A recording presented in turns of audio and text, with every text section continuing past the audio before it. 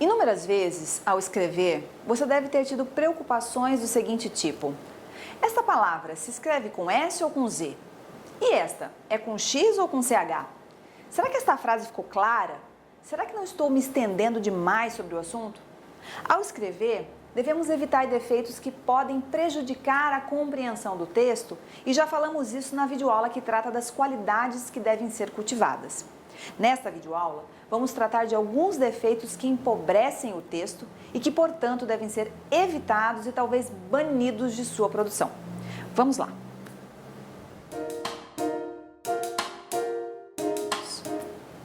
A ambiguidade é a duplicidade de sentido em uma construção sintática. Um enunciado é ambíguo quando permite mais de uma interpretação. Ocorre quando a frase apresenta mais de um sentido, em consequência de uma má pontuação ou de uma má colocação das palavras. Trata-se, portanto, de construir a frase de um modo tal que ela apresente mais de um sentido. A ambiguidade pode ocorrer intencionalmente sim, mas não estamos tratando dela de maneira a ser tratada como um efeito no texto. Vejamos. O guarda deteve o suspeito em sua casa. Pedro saiu com sua irmã. Nesses exemplos, a ambiguidade decorre do fato de o possessivo sua poder estar se referindo a mais de um elemento. Casa do guarda ou do suspeito? Irmã de Pedro ou do interlocutor? Portanto, muito cuidado no emprego desse pronome. Você pode evitar a ambiguidade substituindo-o por dele ou deles, ou dela ou delas. A obscuridade é ainda pior que a ambiguidade, porque quando se é ambíguo, pode-se ter duas interpretações, mas na obscuridade, muitas vezes, não podemos nem mesmo imaginar do que se trata. Uma falta total de clareza. Vários motivos podem determinar a obscuridade de um texto, como períodos excessivamente longos, linguagem rebuscada, má pontuação. Vamos dar uma olhadinha em um trecho retirado do jornal Folha de São Paulo. As videolocadoras de São Carlos estão escondendo suas fitas de sexo explícito. A decisão atende a uma portaria de dezembro de 1991 do Juizado de Menores, que proíbe que as casas de vídeo aluguem, exponham e vendam fitas pornográficas a menores de 18 anos. A portaria proíbe ainda os menores de 18 anos de irem a motéis e rodeios sem a companhia ou autorização dos pais. Fica a pergunta: então, se estiverem acompanhados dos pais, os menores poderão ir a motéis? Mais uma.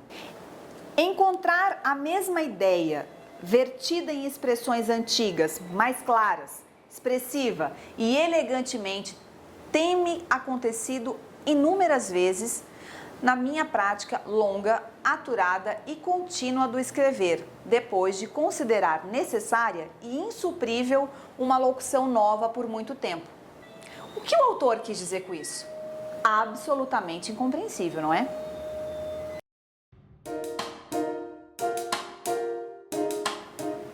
Pleonasmo é o que conhecemos como redundância. É repetir o que já foi dito.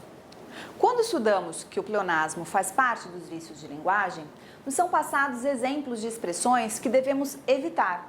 E tenho certeza que você se lembra de algumas delas. Como, por exemplo, subir para cima, descer para baixo, entrar para dentro, sair para fora. Esses são os exemplos mais comuns, mas existe uma infinidade deles, como matinal da manhã, noturno à noite, hemorragia de sangue, dois irmãos gêmeos, há tanto tempo atrás, ganhou de graça. É importante ressaltar que bons autores utilizam o pleonasmo como função estilística, com a finalidade de tornar a mensagem mais expressiva, por exemplo.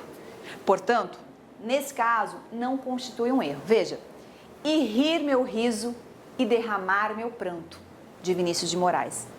A mim ensinou-me tudo, de Fernando Pessoa.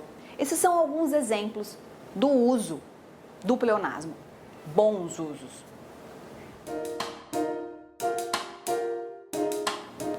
A prolixidade é o oposto da concisão, que falamos como sendo uma qualidade do texto, e consiste em utilizar mais palavras do que o necessário, tornando sua leitura cansativa e de difícil compreensão. Tem uma coisa legal para se lembrar para evitar esse defeito e se chama cacoetes linguísticos. O que são esses cacoetes? São expressões que não acrescentam nada ao texto, as quais só falamos porque estamos acostumados a ouvir e certamente devem ser evitadas. Por exemplo, não devemos iniciar um texto com expressões do tipo antes de mais nada ou inicialmente, pois se estamos iniciando, é óbvio que já é inicialmente. Lembre-se, ser prolixo é enrolar, é não ser objetivo em uma produção textual. Competente, não há necessidade disso, certo?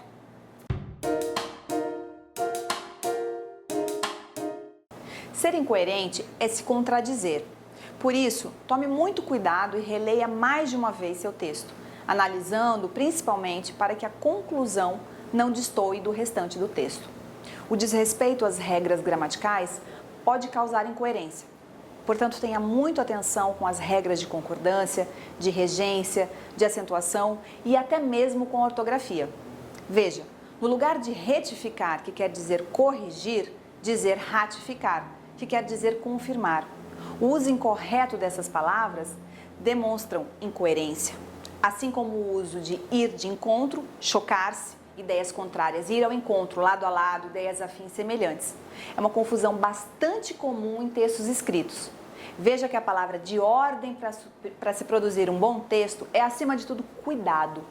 Tenha em mente que você precisa revisar o seu texto e ter sempre uma boa gramática e um bom dicionário ao seu alcance.